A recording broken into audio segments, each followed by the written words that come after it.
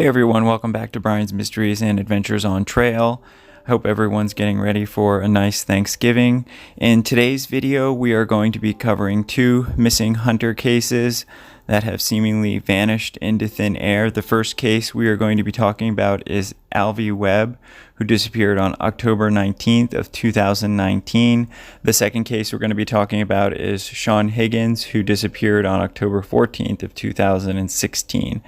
The first case with Alvey Webb took place in the San Juan National Forest of Colorado. Now, Alvey Webb at the time was 86 years old, and he was from Mudrill, Oklahoma, and he was on an elk hunting trip with some family members, friends, and he had been elk hunting in this area for roughly 5 years, according to his family.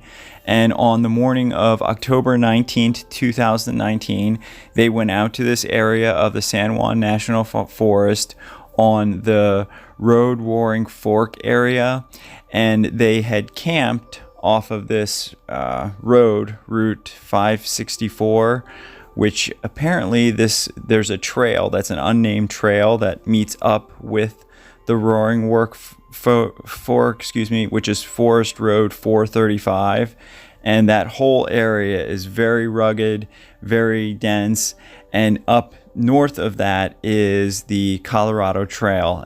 Now, this area where they were is about 9,500 feet, and they had only been there a couple days, so apparently that's not enough time for some people to acclimate to altitude sickness, which can cause effects in a lot of people. Now, Alvey was last seen wearing an orange stocking cap, an orange hunter vest over a camouflage jacket.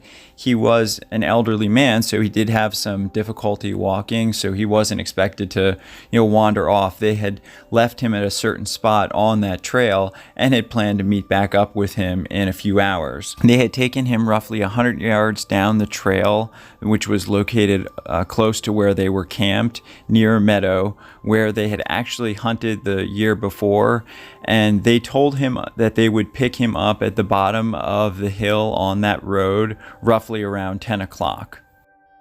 And it was at this point that they went off to do their own elk hunting in a separate area. Now, they returned after several hours, and Alvey wasn't there. He was not in the area that they left him. There was no sign of him or any of his gear. So they did their own search. They figured he probably maybe went to the bathroom or something, but they figured he couldn't have gotten far. So they searched the area in and around the camp. But by 4 p.m., when they still haven't found him, that's when they contacted the authorities to report him missing. They contacted the Montezuma County Sheriff's Office and Search and Rescue. The official search got started at 5 p.m., so only an hour later, and this was a very large search mission. Now, the county sheriff, Steve Nolan, said that it included the county search and rescue deputies, a canine search and rescue team, all the friends and family of Mr. Webb, of course. They conducted the ground search. They didn't find anything, so of course they brought in various aerial searches, and they were able to get a special Black Hawk helicopter, as well as the Mesa Verde Civil Air Patrol volunteered one of their planes, which went out looking for Alvey, as well as special drones that were deployed to help look for him. According to Sheriff Nolan, he said, quote, "We looked all over and searched a very large area of over 30 yards, but there was no sign or clues of anything. We had people 30 feet apart, and in that area is apparently mostly aspen meadows, which they crossed over areas that they had already been, so they went back and forth just to make sure they hadn't missed anything, and they still hadn't found anything." And he said it was very frustrating because they didn't understand why they weren't finding him, because they figured he couldn't have gotten that far. But at the same time, if you look at these pictures, it's a very rugged, thick area of this part of the forest. According to his friends and family and the authorities, Alvey did have his cell phone, but it was either turned off or the battery ran down sometime on Friday, October 18th. The authorities did attempt to find a signal, but they had no luck with that. Then on Monday, they had 25 searchers that were doing a grid pattern, and about 9 or 9:30 a.m.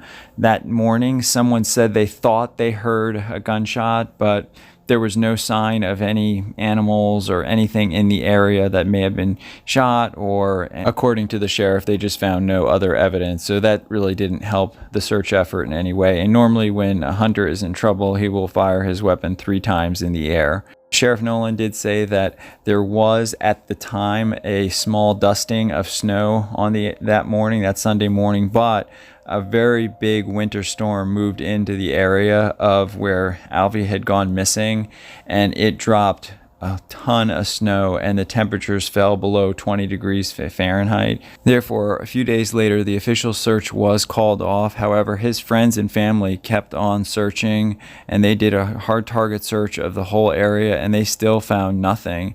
And everyone said that given Alvey's age and his difficulty with walking, they didn't think that he could have hiked off a very long distance. So authorities and his friends and family were very puzzled at why they couldn't locate him, especially after this very intense search of not only the trail, but the vicinity around the trail.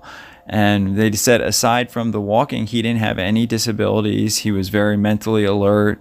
He was, out hunting. He was still very active.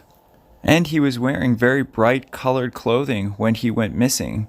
So again, Alvey was 86 years old at the time. This happened on the morning of October 19th of 2019. He was wearing an orange vest over a camouflage jacket with an orange hat. None of this has ever been found, and he still remains missing to this day. So this is an active open investigation, and if you have any information regarding this case, please contact the Montezuma County Sheriff's Office at 970-565-8452, or you can contact their dispatch at 970-565-8454. It's hard to say what happened in this case. It's all just so unbelievable. I just can't believe they didn't find anything. So I would definitely like to hear what you guys think of this case, and I'm sure a lot of you are familiar with it. Definitely let me know your thoughts in the comments. My thoughts and prayers go out to Mr. Alvey Webb, his family and friends, and everyone who knew him, and everyone who helped try to bring him home, and who is still trying to bring him home, out there searching for him. And I just hope he can be brought home soon, one way or another. The next case we are going to be discussing takes us to the state of Oregon. And this took place on October 14th of 2016 when a man named Sean Higgins and his 21-year-old son Trevor and Trevor's uncle were all out on a hunting trip in Shasta Costa Drainage, which is in the Bear Camp area, which is roughly 45 miles east of Gold Beach, Oregon. Now, Trevor and Sean had gone their separate ways, but they had planned to meet back up at their truck later that day to pick up Trevor's uncle, who had been dropped off at another area of the woods earlier in the day. Now, according to what his wife Stephanie told reporters and everybody working on this case, she said that they knew this area like the back of their heads. She said that when they were teenagers, they used to skip school and go turkey hunting in that area. So they always were familiar with this area. Now, on this particular day, Trevor had made it back to the truck, however, his father had not. Now, when Trevor's uncle did arrive, they both decided that they would go out and look for Sean, because this was very unlike him not to have showed up. According to what Sean's wife told the authorities was that he was an experienced outdoorsman, but unfortunately, because this day was only supposed to be a quick trip into the woods, he didn't take his backpack with him, so he didn't have his GPS or a lot of other essential gear. So while the two men were out looking for Sean, unfortunately, Trevor, he himself ended up getting lost, and in avoiding getting lost even worse, he decided that he would build a shelter and stay put. Now, Sean's brother contacted Stephanie the next morning Stephanie is Sean's wife, and informed her of the disappearance, they immediately sent out search and rescue teams from all around the state that aided the Curry County Sheriff's Office. And it was after 4 days that Trevor was found 2.5 miles away from the spot where he was originally looking for his father. He was airlifted to the Bay Area Hospital, where he was suffering from severe hypothermia because a huge winter storm had moved into the area. And Trevor told the authorities that he never found any sign of his father while he was out in the woods. The search efforts then continued, of course, for Sean. 9 days searching with drones, helicopters, various canine units, all kinds of volunteers. And unfortunately, it was a very wet winter storm. It was very cold and wet with heavy rain. I don't believe there was any snow, but the searchers that did report, the volunteers said that it was just miserable being out there, and it really did hamper the search efforts. According to the Curry County Sheriff John Ward, 11 days into the search teams had uncovered absolutely no trace of him, and they were no closer to figuring out where he might be. Having so much time already passed, Sheriff Ward said the odds were starting to be against him, because at this point the weather was just getting worse and worse. And unfortunately, it was actually on October 25th of 2016 that the Sheriff Department officially suspended their search for Sean.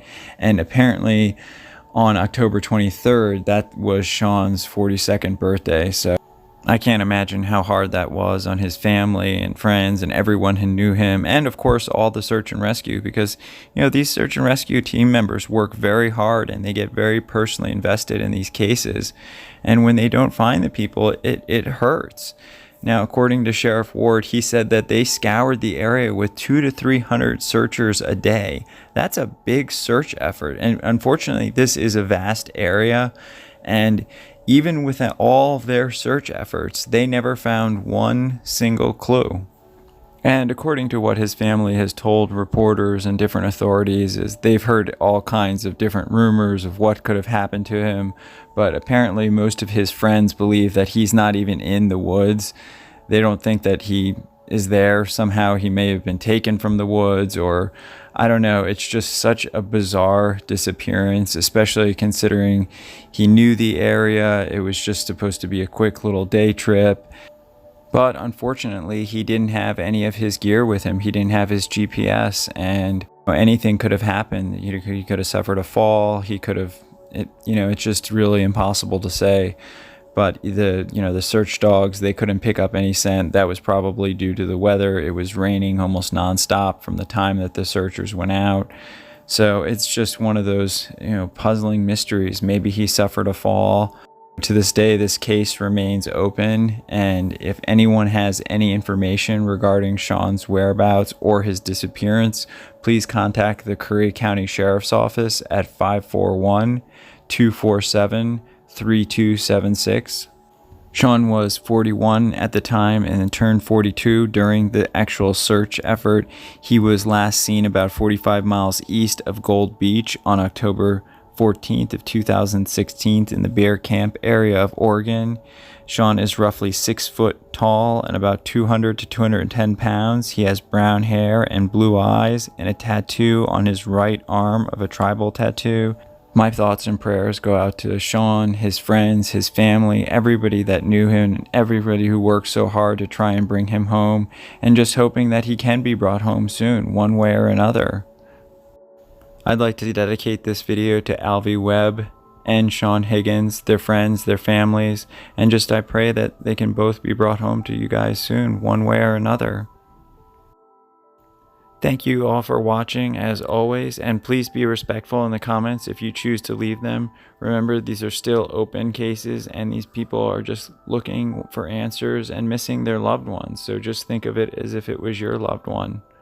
Special thank you to co.ag for providing the background music, and I'll see you guys in the next one. Take care.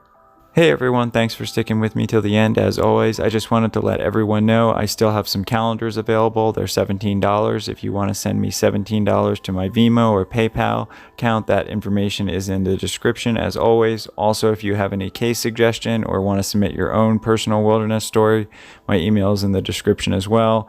And I just wanted to let everybody know that around the holiday season, my upload schedule might be a little different. Just still, very frequently, like several videos a week, but maybe not every day.